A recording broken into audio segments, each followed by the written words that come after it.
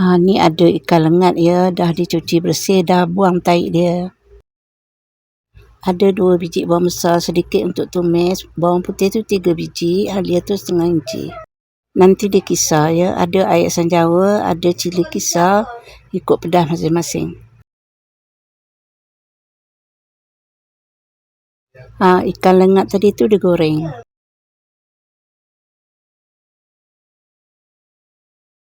Ni bahan kisar ni, bawang besar, halia dan bawang putih. Goreng bawang besar tu ya.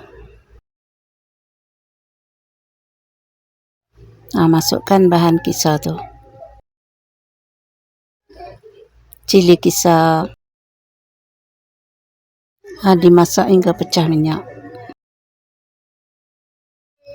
Yang ke atas tu masak cili kisar ya.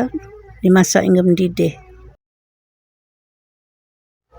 Dah pun pecah minyak.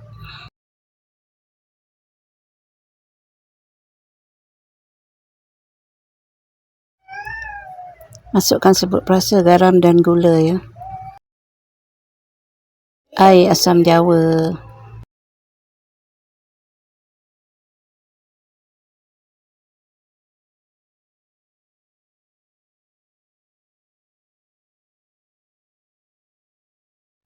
Bolehlah dirasa ya.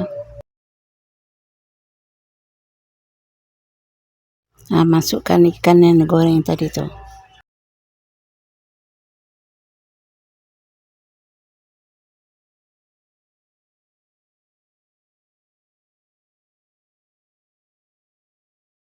Dah pun siap.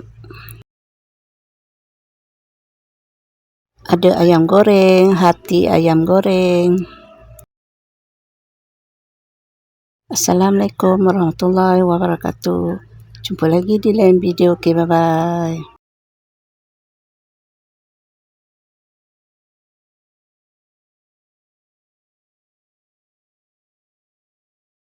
Ni opah tengah masak cili kisar ya, hingga mendidih saja ya. Lepas tu sejukkan baru masuk dalam bekas. Cara-cara buatnya opah dah tulis kat situ.